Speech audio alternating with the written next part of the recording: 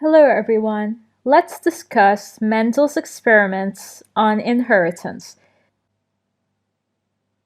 Mendel noticed that many of the features of pea plants had just two alternate forms.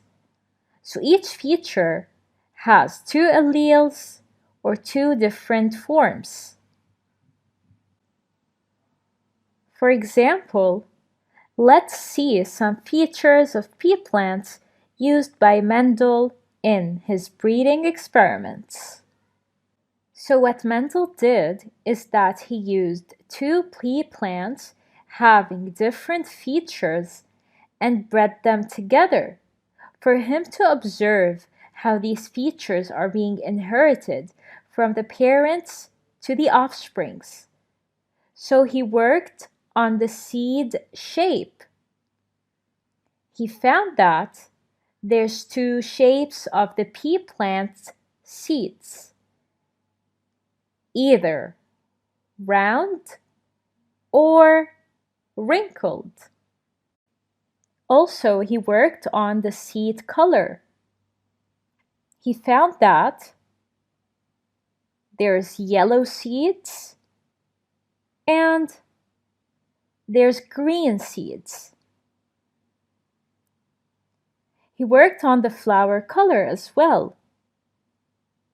He found that the pea plants have either purple flowers or white flowers. As well as there was a difference in the pod shape. He found that there's an inflated pod and a constricted pod. And he saw that the pods of the pea plants have two different colors. There's a green pod and there's a yellow pod. Finally, he worked on the stem length.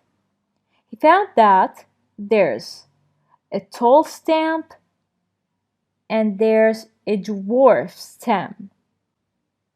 So Mendel discovered that in pea plants, there's two alternate forms for each feature.